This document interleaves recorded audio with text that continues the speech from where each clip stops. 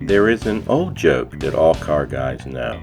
When was the first ever race? Right after the second car came off Henry Ford's assembly line. From that moment on, we have been making cars that are bigger, faster, and stronger. The mass public has developed a profound love for improving, customizing, racing, and just enjoying our beloved cars. It has spawned a network of aftermarket parts, garages, mechanics, and racing tracks all over the world.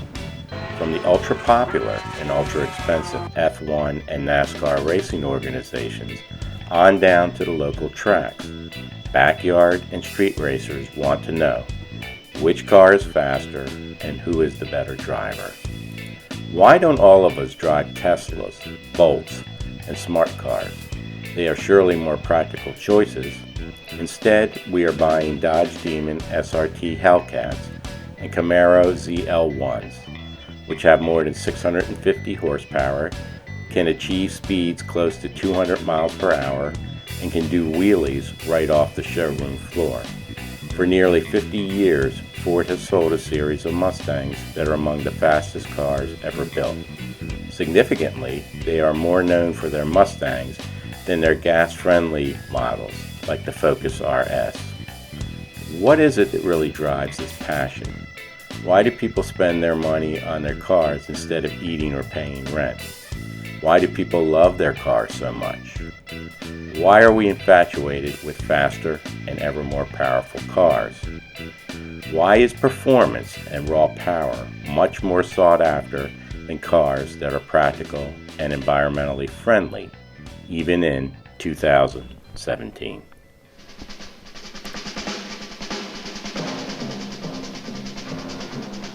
The man, Carroll Shelby, engineer, race driver. The car, the Shelby Mustang GT. To build my kind of car, I had to take an existing car and modify it. I could have chosen any set of wheels I wanted. I picked Mustang. Mustang is styled right. Lean and strong looking, not fat and round. And Mustang has that long list of features and options. I'll tell you, when it comes to imitations, I've seen some, but competition for the original, I haven't seen any. Only Mustang makes it happen. These aren't just words, it's a fact.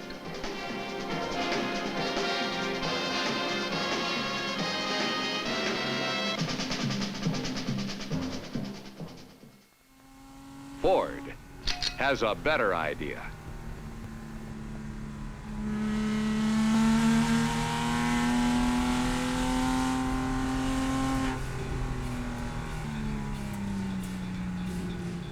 Your performance buyers are a more niche market.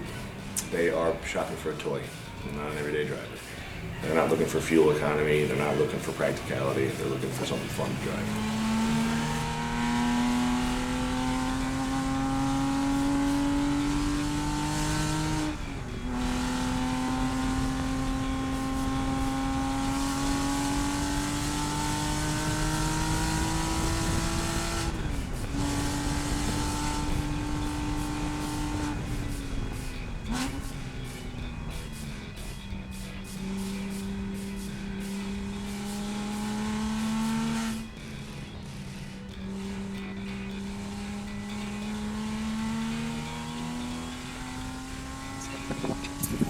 Involved in racing.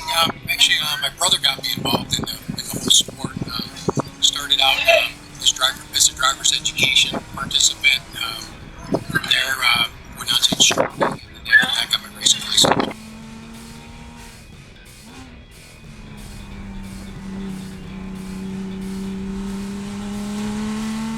So, 2006 Porsche Cayman S, modified for track use. So it's road cage, harnesses, seats, fire suppressor. Fairly new car for me, but in the previous cars, had some class wins, podium finishes, won the Mosport Enduro, won some of the Porsche Club race. So it's been a lot of fun. I enjoy the competition. It's a lot of fun trying to beat your previous track times. It's good competition with other drivers in similar cars, and a lot of camaraderie with the other drivers as well. That's probably one of the biggest appeals. Since I get to spend a lot of time with my brother with this. It's new track events and start getting together. So it really is a good time.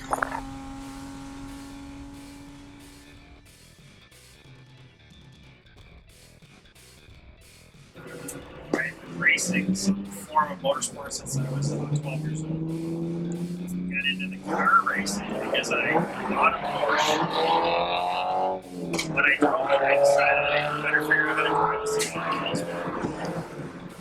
This car is what's called a King. They're series cars. They were developed for a particular series of spec racing. There's about 40 of these across the country. They were developed in places in Chicago, Illinois. So all the cars were exactly the same, and they were picking up with the old commercial liveries over the years. This sports the Martini logo. There's the Golf logo. There's the Jägermeister logo. There's every vintage Porsche that's ever raced has a livery on these cars. I don't know. There's a lot to racing. It takes an awful lot to take a car and get everything you can out of the car and get it to the limit. That when you think you've reached your limit, you get past, you realize there's always somebody a little better.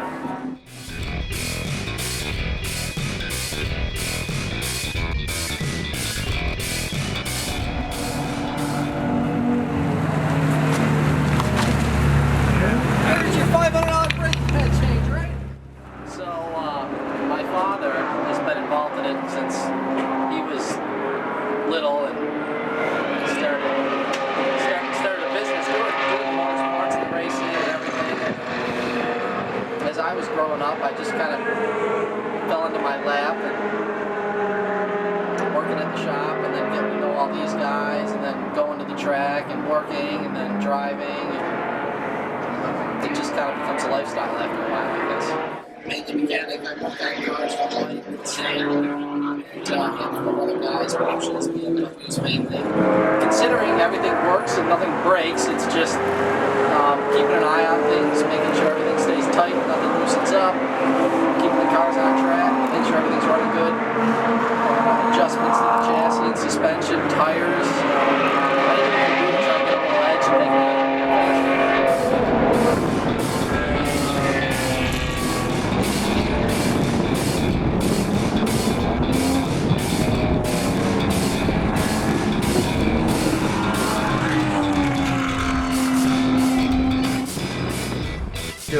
It's different. It's a more exciting experience for the customer. They're excited to pick up the vehicle. You know, it's their toy. It's their passion. So. But competition has nothing to match this car. Chevrolet's incomparable Corvette. There's nothing like it on the road. But this car comes closest, the all-new Camaro for 1969. In the 2 years since its introduction, Camaro has met and bested competition to become a real running partner to Corvette. Let's bring these two great cars in for a closer look at their features. Although the Corvette appearance is essentially unchanged, up front there's a new plastic grille, modified front fender louvers with optional bright trim, and a modified rear end panel. All Corvettes feature new press flap door handles that eliminates the door push button. And headlamp washers are now standard equipment for all Corvettes, and all other Chevrolet lines equipped with the retractable headlamp option. The washers operate anytime the windshield wash button is depressed and held, as this diverts windshield washer fluid to the headlamp nozzles. Corvette windshield washers are also new, as the spray nozzles are now mounted in the wiper arms near the center of the blade.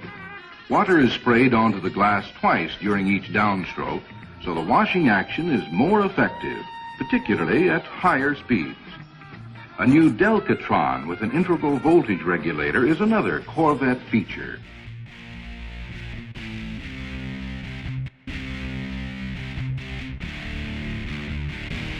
The 2002 Camaro, it's a Z28 with an SS performance package. It's the 35th anniversary. The last year they made this style with the Camaros. And it's a special edition. It has the LS1 Corvette engine in the V8. It's just a limited production and kind of a collector's item. And I'm out of Clifton Park, New York.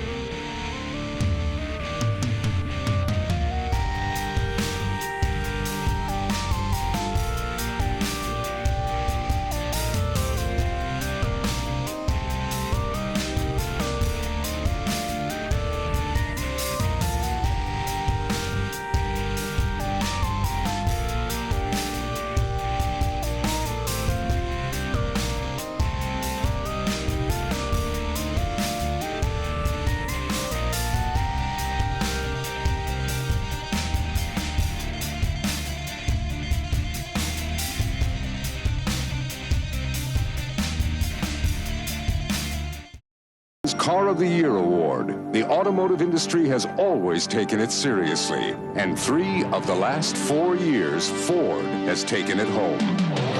This is Ford's latest award winner, the Thunderbird SC. It's not only Motor Trend's 1989 Car of the Year, it's further evidence Ford is winning the world over. Have you driven a Ford lately?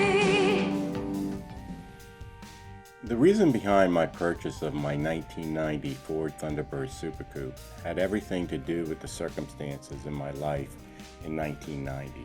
At the time, I was a mid-level executive with a small local bank. I was in a failed marriage and was driving an Oldsmobile Forenza station wagon, the first and only station wagon I have ever owned. That same year, my local bank was purchased by a large regional bank.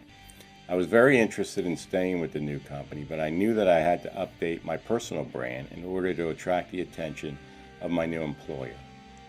Coincidentally, a very close friend had a side job writing reviews of high-performance cars for a local newspaper. One day he showed up at my house with a new 1990 Ford Thunderbird Super Coupe that a dealer had let him take for a few days for an upcoming review. Now, I've been a car nut my entire life. During my teenage years, muscle cars ruled the world. I had friends who had Chevelle SS 396s, Z28 Camaros, Pontiac GTOs, Plymouth Roadrunners, Ford Mach 1 Mustangs, Oldsmobile W30 442s, and Dodge Chargers. I later owned a 1972 Oldsmobile 442, one of the iconic muscle cars of the era. As such, I was intimately aware of the Ford Thunderbird line. Frankly, I was not impressed with it. Ford had taken a vehicle that was meant to compete with the Corvette and over the years turned it into a bloated, boxy, underpowered car that had little or no street appeal. However, in 1989, they decided to redesign the car. They smoothed all the lines, designed a killer set of wheels that seemed to be moving even when the car was standing still, and married their 3.8-liter V6 power plant with a full-blown supercharger, resulting in a beast with 315 foot-pounds of torque and a top end of over 140 miles per hour. The car could go from 0 to 60 in a little over 7 seconds and a quarter mile in less than 16 seconds. Impressive numbers for a car weighing 3,700 pounds. After one test drive, I wanted one. My instincts were confirmed a short time later when I found out that the car had won Motor Trend's 1989 Car of the Year. I immediately went to my local Ford dealer and ordered one with a 5-speed manual transmission. It took them 2 months to find it, but when they did, they hit the jackpot. It was the same red exterior color of the car cited in the Motor Trend Car of the Year article with a black leather interior. The wraparound front seats remained the most comfortable that I've ever sat in. The Thunderbird was the perfect choice for me for 3 reasons. First, it was a legacy brand with considerable cachet, something my new bank shared. Second, it was sleek, agile, smartly appointed, and fast. Those were all attributes that accented my own evolving personal brand. Third, it was an American build, something that had appealed to my new company's senior management. It was a definite head-turner and made a statement. I used to take friends for rides in this just to show it off, something I've never done with any other car. I also bought the car at a time when a new woman entered my life. She helped me update my personal image, suggesting new clothes, hairstyling, and even glasses. She liked the car and felt that it fit in perfectly with my new brand. In the end, I married the woman and remain married to her to this day after 25 years. I wound up having a very successful career at the new bank. Whether the car had anything to do with it does not matter. What does matter is that I felt good driving it, and that positive attitude had everything to do with my personal success. I still have the car to this day. It proudly sits in my daughter's garage and is periodically taken to car shows where it continues to attract attention.